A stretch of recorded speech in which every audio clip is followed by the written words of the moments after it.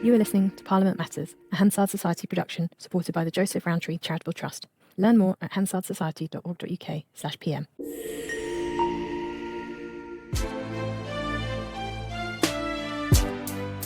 Welcome to Parliament Matters, the podcast about the institution at the heart of our democracy, Parliament itself. I'm Ruth Fox. And I'm Mark Darcy. And welcome to the fourth of our special dedicated mini-pods tracing events on the consideration in the Commons of the Terminally Ill Adults End-of-Life Bill, the bill that will enable assisted dying.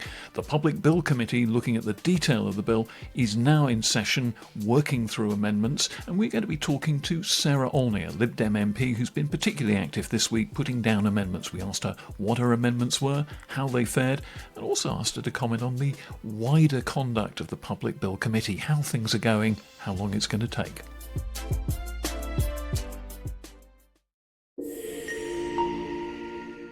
Well, we're delighted to be joined by Sarah Olney, who's been one of the active members of the Public Bill Committee.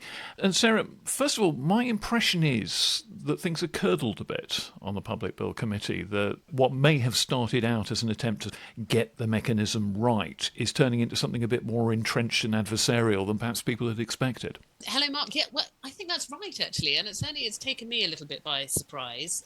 I mean, I guess my expectation was it's an issue that cuts across party lines. So while there might have been a little bit of lining up on either side of the argument, at the end of the day, it's different people from different parties, so that our party loyalty is always very strong in Parliament.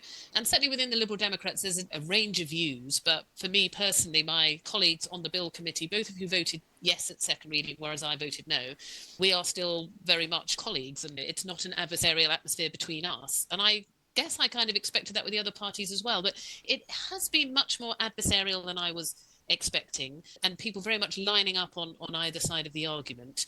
And I think just the voting pattern, we've not had many votes so far because we haven't made much progress, but even the votes that we have had, you can see it's a fairly fixed voting position so far. I think that might change. I think there will be other issues that come up later in the Bill Committee where some people will potentially switch, but currently it does seem to be quite entrenched, but also, I don't know, it is a bit more aggressive than I was expecting. I don't think anyone ever quite expected the committee to get in a group hug as the music came up and total consensus broke out. But I think there is a bit of startlement about quite how aggressively things are being fought out, both within the committee and outside on social media. And you have this kind of Greek chorus on social media flamming things up as well. Is that bleeding through into the committee's proceedings? I think it very much is. I mean, obviously, I'm giving a partial view because inevitably I find myself on one side of the argument, although I hadn't, expected to be quite so adversarial. I think the thing that's probably taken me by surprise, if you like, about the other side, which slightly reluctant to categorise it as that, but that is the situation that That's we're in. the people who are in favour of the bill as is, pretty much. Exactly. But it feels to me they want to defend the concept of autonomy and that this is somebody's right. And I'm slightly surprised the extent to how strongly people feel about that. I do see it kind of quite whipped up on social media, and that then becomes like a really hard line that people are taking. I wasn't expecting people to come into the room with quite such a zealous attachment to a right which I don't fully yet recognise, to choose how they end their own life. Yes, they have it as long as it doesn't impact anybody else, but once you're starting to ask other people, then I'm not sure you can sort of zealously defend that right, because you need then to kind of think about what other people's rights are in relation to that. And that's what you were trying to do with your amendments this week. So you were introducing the second group of amendments on the first day in committee this week. So you were right at the fore of the start of this clause-by-clause scrutiny. And if any listeners want to know about amendments and grouping of amendments and what on earth we're talking about, listen to last week's podcast where we had former senior clerk in the House of Commons, Paul Evans, to explain it. And you were saying off air, just before we started, Sarah, you'd listened to it last week and it helped you prepare for this week's work. That's right. I was out doing a leaflet delivery, as every good Lib Dem does at the weekend, and I was listening to the podcast, and it was really, really interesting. It actually explained things to me that I didn't previously know about groupings and amendments and so on. And it was great. It gave me quite a bit of confidence going into the Bill Committee, because it's my first Bill Committee. I haven't done one before, and it's quite an interesting one to get started on.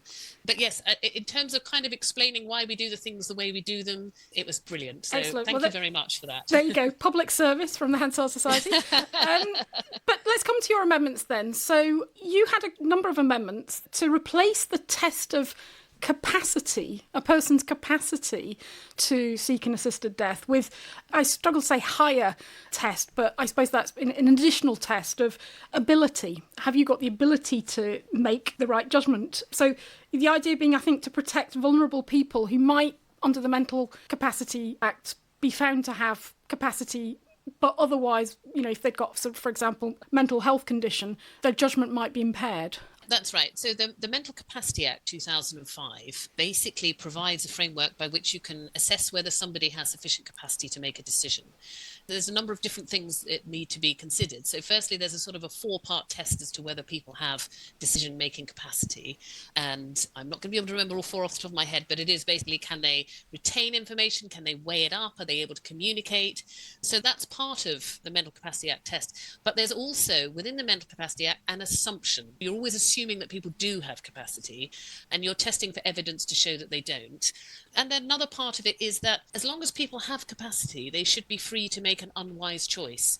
So the debate we had around my amendment was, is the Mental Capacity Act a suitable way of assessing whether people are able to make this decision? And in the text of the bill, it says a freely made and settled decision to end their own life. We haven't had any kind of legislation like this before. This is not a routine decision about sort of medical treatment, which is the sort of thing that the Mental Capacity Act is usually used for.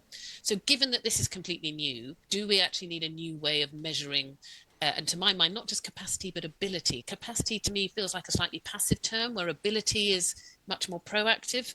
And that was the debate that we were having. So my proposal was we change capacity, which clause 3 of the bill says should be defined in reference to the Mental Capacity Act. And do we change it to ability? And then in actual fact, what we do then is we say that the Secretary of State should then issue guidance as to how ability should be measured. So it would be a specific measure of ability which would just be related to this particular piece of legislation. And how receptive was the committee to that argument? Was there engagement, or was it just sort of repel all borders, let's throw this out?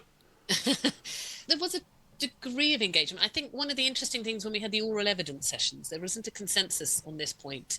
So the Chief Medical Officer, Chris Whitty, was quite clear that he wanted to see the Mental Capacity Act retained because it's already well used and the courts use it and people understand how it can be applied. But we also had evidence from the Royal College of Psychiatrists, and they've been very clear that they don't think it's sufficient. And there was a very interesting contribution from the MP for Bexley Heath and Crayford, Daniel Francis, who was reflecting on his own personal experience. He's the parent of a child with significant learning disabilities. And he was telling the committee how he's having to sort of battle every day with professionals who've got different perceptions of mental capacity. And that's why he's not confident that mental capacity is a sufficient measure for a decision of this magnitude. But nevertheless, the majority of people who voted for the bill at second reading were fairly clear from the outset that they accepted Chris Whitty's evidence on this and that they were going to accept that the Mental Capacity Act was sufficient. So your amendment was thrown out in the end? It was, after much debate, it has to be said, but yes, it was.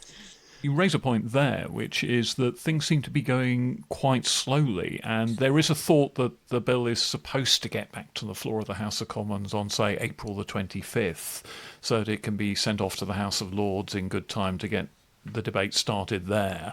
If things continue at this pace, is that going to happen, or are you going to be sitting extra sessions? Or I don't know, actually. We were kind of scheduled to debate clauses 1 to 11 this week, and we haven't yet finished clause 1. So that's yes. And there are, at the time of this broadcast, there's 106 pages in the amendments booklet. We know that there are more amendments to be tabled because we learned that in the press earlier in the week, and we have got through 4 pages of them.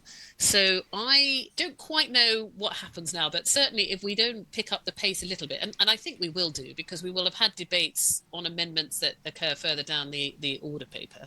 So we will pick up the pace a bit. But I mean, yesterday we spent a good 4 hours debating the meaning of the word encouraged. And it was a very good and useful debate. But if we continue at that sort of pace, we won't get through it this year, however much time we spend on it. So I think that will be something Kim Ledbetter in particular, but probably all members of the committee are going to have to reflect on over recess. We go into recess next week. I don't think it's really sustainable. I don't think as individual MPs we can really afford to devote the amount of time that's kind of implied, but the current rate of progress. Did you have any support or any sort of legal advice when you were crafting your amendments? Because one of the issues for private members' bills is that members don't have access to policy advice or legal advice. You obviously have one of the big discussions that's going on in the committees. You haven't got an impact assessment, for example. So when you were crafting your amendments, and these things are, if you look at the amendment paper, they're quite technical changes very often, and you have to take account of not just what it is you want to achieve, but what the consequential amendments are in the bill that you would also have to craft as well. So did you have that kind of advice, or did you have to sort of, you and your staff, do it yourself? Well, on the sort of the more technical points of it, there's this marvellous team of people in the Commons called the Table Office. And you give them a ring and you say, right, this is what I'm thinking. This is the sort of change that I think needs to happen. And they will craft it for you. Okay. They will go through the bill and work out what all the consequential amendments need to be. Part of my amendment was that if we adopted the word ability in clause 1, then we could get rid of clause 3. So then what's consequential elsewhere in the bill on doing that? They're the experts, and so any MP in relation to any piece of legislation can consult with the Table Office. But just in terms of that, sort of taking that step back and thinking a little bit more about the policy and kind of framing the idea, not really. I mean, there's a few people who've got in touch with me. There's a few other people I've consulted with. I've obviously listened very carefully to the oral evidence. I'd love to say I've read all of the written evidence, but there was like hundreds and hundreds of new pages of written evidence published on Tuesday. And I've got to be honest, I haven't even had the time to look at all of that. So that's kind of like what sparked off some of my ideas about the sort of amendments. Yeah, we should explain for listeners, actually, because there isn't a deadline for the submission of written evidence, so it's still coming in. And one of the issues that came up earlier on this week was that the sheer volume of it and the speed at which it's getting published on the parliamentary website. I mean, there was another huge tranche published this week. I suspect there'll be some more when Parliament returns, that actually you're sort of starting proceedings with the evidence still coming in, which is one of the problems with the process. You don't have the time to read and absorb the information that comes in. And a lot of it will be repetitive. A lot of it will be individual constituents' concerns, but there may be some nuggets of information in there that you want to dig out. That's right. I mean, normally, in a normal bill, we would have members of the party's policy team, for example, and our whip's office, and they would do a lot of that reading and analysing and so on, and then you would get a briefing from them. But with this, because it's not whipped, it's a conscience vote, it's a private member's bill, it's just up to me and the other individual committee members. So I've been spending a lot of my Sunday afternoons recently reading all this through, because there just isn't time in the rest of the week, because I'm spending a lot of the time in committee on Tuesdays and Wednesdays, and then that means that all the other parts of my job are all getting squeezed out to the other days of the week. So it's really, really hard to find the time to look at all of this. But I mean, the written evidence has been interesting. I haven't looked in detail at the most recent tranche, but certainly the first 120 submissions that I have read, mostly in detail, I'm reasonably sure that some of it has been sifted, because all of it was expertly informed and very, very interesting. So there may well be bits where it's just come, members of the public going, well, I think this or I think that, but that certainly wasn't in the tranche that I read. So I think there may have been some sifting. When you've decided on what it is you want to do with your amendments, are you then talking behind the scenes? Is there a sort of lot of discussions, meetings going on with other members of the committee, with Kem Leadbeater? And also, are you having any contact with the government? Because one of the big issues that's come up this week is that the government obviously has a duty to the statute book. It has to ensure that the bill is sort of legally workable, technically accurate and so on. And there's been some frustration that amendments have been tabled, and then only on the day of the debate, at the end of the person who's moving the amendment, the end of their speech, does the government get up and say, well, we think there's a problem with this? What's going on behind the scenes? So there is quite a lot of debate behind the scenes between different members of the committee, and also obviously with other members of Parliament, because other members of Parliament who aren't on the committee can table their own amendments, and then they want to know if a member of the committee will sign the amendment so that that committee member can then move it and speak to it in the committee. So that's absolutely happening. And different members of the committee are talking to those who they know are sort of sympathetic with their point of view on these sorts of things, and talking about how to kind of approach it in committee. So that's definitely happening. I know that Kim is having meetings with members who have laid amendments and talking about those amendments. And I know that, for example, she laid a number of amendments the Thursday before committee started. And some of that was rewritten versions of amendments from other members who then withdrew their own. So those conversations are happening. She and I have not had a meeting about my amendments, presumably because she thought we could just debate that on the floor of the committee. So those sorts of things are happening. But you're right. I mean, there's 2 government ministers in the committee. So Stephen Kinnock for the Department of Health and Sarah Sackman for the Ministry of Justice. And it's been a point of contention, quite what the role is, because they seem to be there both as representatives of the government to advise on the legality and the operation of what's being proposed. But they also appear to be there in their own right as members of Parliament. And so while the government doesn't have a view on the bill, the 2 of them as individual members of Parliament do, and they're voting. And there's been quite a lot of questioning about, well, they seem to be riding 2 horses here. How can Sarah Sackman have a view on something that the Ministry of Justice minister doesn't? It's the same person. So that's been subject to quite a lot of debate. But the other point you make there, Ruth, as well, is we've spent an awful lot of time debating amendments, and then the minister will stand up and give their view on the amendments. And it's kind of like, actually, it would have been useful to have had that government view at the start of the debate so that we could consider it as we... It's no good us having a massive debate about what we think about, yesterday, as I say, 3 hours on the definition of the word encouraged. And then the minister stands up and says, well, it has no meaning in law, or whatever it was she said. And this goes to the issue of use of time, doesn't it? If we'd known that, maybe we wouldn't have debated it at quite such length. Yeah. It is a bit frustrating, and I don't think it's necessarily terribly helpful either, because everyone in the committee, I think, is committed to getting a version of this bill that we can present to our fellow MPs, and we want it to be reasonably robust. We want to demonstrate that we have taken this process seriously. So to find that there's kind of like these weird unanswered questions about exactly how the process is supposed to work, that we're not getting a little bit more from the government about, they don't need to take a view on the bill, but they do need to be fairly clear about what they think can and can't work, and how they expect the committee process to really serve the passage of the bill, slightly undermining, I think. And on the subject of amendments, of course, the ones that have been hitting the headlines recently are the amendments to change the kind of judicial oversight of the assisted dying process so that it's an expert panel rather than a High Court judge. And the point's been made again and again that this isn't what was promised in the second reading debate. MPs may feel that they've been sold a process that's now being changed in midstream. How's that changed the atmosphere in the committee? It has created quite a bit of friction. When I was speaking to my amendment on Tuesday, I forget which MP it was, but they sort of intervened to say, but that's going to be sorted out by this new amendment. But we haven't seen the amendment. We don't know what it says. And if it's going to change everything so drastically, then that really undermines our ability to debate the amendments that have already been laid. Because if you're saying that actually this is going to change the whole nature of the bill, how can we properly debate these amendments at this stage?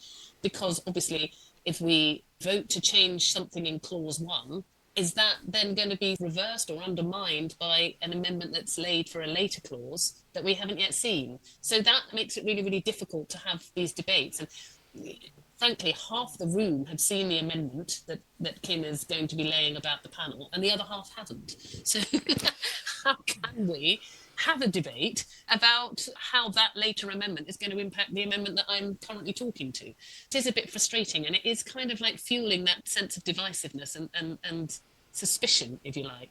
And again, I feel like it's undermining the committee process because we haven't got a complete view of what it is that we're effectively debating. And talking to colleagues outside the committee, do you get the impression that this may have changed the balance of opinion for when the bill comes back in whatever form to the House of Commons? I mean, there's now plenty of people saying support is fading.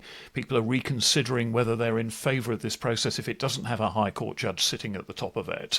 There's talk that this change may lead to the bill being defeated perhaps at the third reading stage in the House of Commons later on. Are you getting those vibrations? So I've got to be quite honest, I have not had an opportunity to speak to colleagues much about this. I've been in the committee room too much this week to be able to chat to colleagues outside it. I haven't been in the chamber, and when I'm not in the committee, I've got like dozens of other things that I then need to go and attend to. So I haven't had these direct conversations, but to the extent that I've been able to form an impression, it is partly that people are quite anxious about the process. Is the private members' bill the right vehicle? I think what there is a real appetite to have a carefully formulated assisted dying bill. But I think where confidence is starting to fade is whether or not that can be achieved via the private members' bill process. And it is partly this kind of like, you can suddenly import an amendment that changes everything. And in actual fact, the amendment has some that I haven't seen, and so can't really comment on in detail. But a panel and the involvement of psychologists and social workers, all of those things were absolutely coming through in the oral evidence that we heard would be a really, really good idea. Take it away from the courts and have it overseen by perhaps a retired judge. That sounds sensible in terms of not getting process too sort of bogged down in court delays and so on. So they sound sensible. So in actual fact, I don't think people would necessarily worry too much about the change per se. It's the fact that you can make these really profound changes at this stage that I think people will start to get anxious about, because I feel like there's a lot of the debates we're having in committee and a lot of the amendments are trying to address things that could really have been addressed, should really have been addressed before the first draft was laid before the Commons, because there's quite a lot that's unknown about how the bill itself is actually going to be delivered. You know, things like how is capacity going to be judged. There is not a consensus of opinion across the medical and legal establishments about this, and that would have been a much more useful debate to have had prior to the legislation being drafted, rather than MPs who really don't know much about these issues trying to do it in committee. So I think it's more a kind of, is this the right process to tackle these issues, is the sort of the growing nervousness. It does seem quite extraordinary, I would think, for listeners outside of Parliament looking in, to think that the sponsor of the bill produces an article in The Guardian, goes on the media, just the night before the committee starts its clause-by-clause scrutiny, to talk about an amendment, which I think, as we're speaking, I don't think has yet been published. So you say you haven't seen it, half the committee hasn't seen it, we haven't seen it, and yet half the committee apparently, you think, has seen it. I mean, it does seem pretty extraordinary and frankly disrespectful to the committee process, I would have said. I mean, you know, one of the things the Hansard Society is always banging on about is the sort of need for Parliament to hear first. And yet that didn't happen again. Yeah, one of the committee members made that point that, you know, the Speaker gets very upset when ministers make announcements to the press before they're announced on the floor of the Commons. And then this is what we're seeing again. I'm speculating somewhat about who's seen the amendment and who hasn't. I know that Kim is talking to other people on the committee, and there are conversations going on that I'm not involved in. And there was a committee member who wasn't Kim who told me very confidently that my amendment wasn't needed because this new amendment was coming. So that's why I'm assuming that there are members of the committee who know what's in this amendment. But unless and until it's been published, you know, we can't have a proper view on it. No committee member can. Nor can we then consider what amendments we want to table, or, you know, what arguments we might bring in support of our amendments, or how we might vote on amendments if something is coming that, you know, might change everything. So I'm hesitant to be too critical of Kim, because this is a really, really tricky thing that she's taken on, and I want to make it work. But I'd have to agree with you. I do think it is disrespectful to the committee. I can kind of understand how it's happened. You know, the bill has been drafted and then the government are having a look at it and they're saying, well, what about this and what about that and what about the other?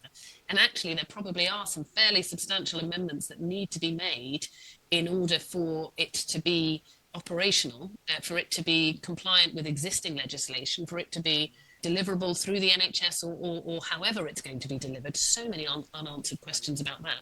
But that's why I think so much of this would have been better done before the legislation was first drafted, before we had the second reading debate. And certainly at committee stage is just too late to sort of start introducing all these kind of novel elements. Well, I think that brings us to the conclusion that actually the private members' bill process isn't working for this particular bill, perhaps. And we need to take a look at how we could change private members' bill procedure to enable these sort of big moral conscience vote questions to be explored, but not necessarily on the kind of timetable that's imposed by the PMB process. Well, interesting that you say that, because a Liberal Democrat sort of formal party submission to the Modernisation Committee is about, amongst other things, reforming the private members' bill process. And I will say, I believe I'm the named person on the Lib Dem submission because I'm the Cabinet Office spokesperson. Did that before I was selected for this committee. Well, that evidence has all just been published. So the Modernisation Committee has just started publishing all that evidence. So you can go online. We'll put a link to it in the show notes. You can go online and have a look at it. And in the meantime, Sarah Olney, thanks for giving us such a fascinating insider's account on the pod of what's going on in that Public Bill Committee. Pleasure. Thanks for having me. Thanks, Sarah. Bye-bye. So, Mark, what do you think we learnt from that? It's quite overwhelming. Well, I think essentially it confirms some of the reservations we had right at the start of this process about the difficulties of trying to tackle an issue this big through the private members' bill process, with the originator of the bill being a single MP, albeit with quite a lot of backup behind her, the difficulties that the government has when it's not directly responsible for the conduct of the bill, but has to ensure that it's in shape to operate. So there are all sorts of issues there that are coming through. And I do wonder, I mean, Sarah was talking at the end of our interview there about possibly a bit of confidence in the process eroding, and that might have ramifications when the bill comes back to the full House of Commons in a few months' time. Yeah, we heard also the sheer volume of work that the members of the committee are having to get through, and finding it quite difficult when witness evidence is still coming in, issues about the role of the government, all these sort of aspects of the legislative process and these that very are different long to the committee norm. sittings, That are different to the norm. And obviously Sarah's got other responsibilities. She's a Lib Dem frontbencher. She's got a constituency responsibility. So it's a huge volume of work. And my sense was a degree of frustration at the process. Yeah, I mean, it's one of the things that we're talking about in the main pod this week is there a better way to do private members' bills, especially when they touch on issues this big, than the way that they're doing it now? And so that's a discussion people might like to listen to in parallel to this one. Yeah, and you know, the Lib Dems, the Hansard Society, you know, lots of other people have submitted to the Modernisation Committee evidence about what their priorities should be. I think it's probably fair to say the legislative angle is going to be kicked off into the long grass a little bit. It's not amongst their top first priorities. But clearly, this process isn't quite working for this bill as things stand.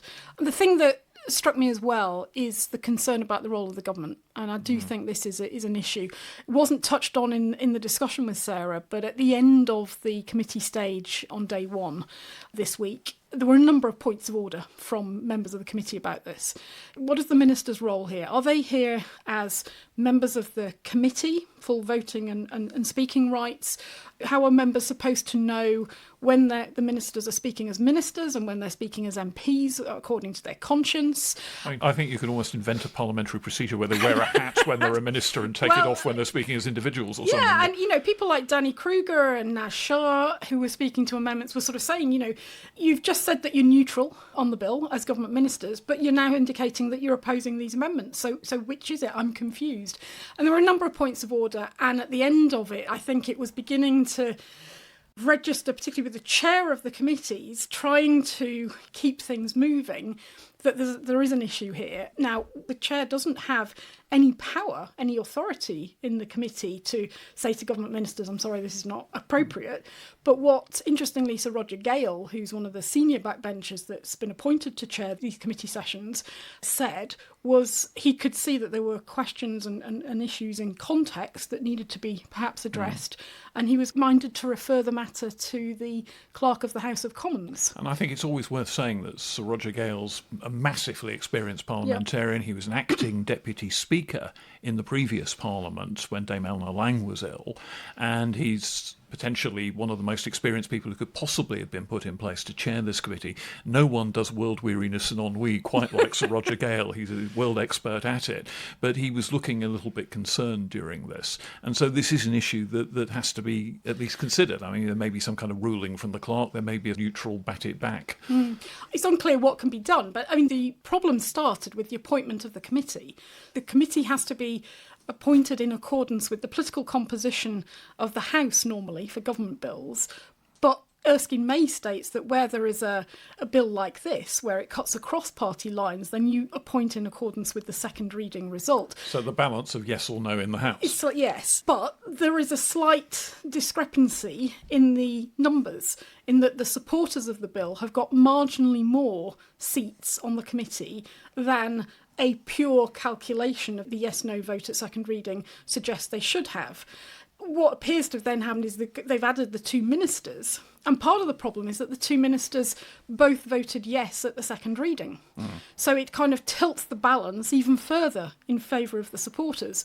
So we've got a briefing coming out this weekend about this, looking at it, looking at the data, looking at the numbers, looking what the rules are, looking at how perhaps it could have been done differently. If they'd appointed two ministers, one who'd voted yes at second reading, one who'd voted no at second reading, and they were voting according to their consciences, it might have been different. It wouldn't have affected the balance, in effect. In quite the same way. Could they have, or should they have appointed the ministers to the committee to speak to government amendments, to make clear where the government had concerns about the legal drafting of the amendments, for example, but not with voting rights? That would have served the same purpose.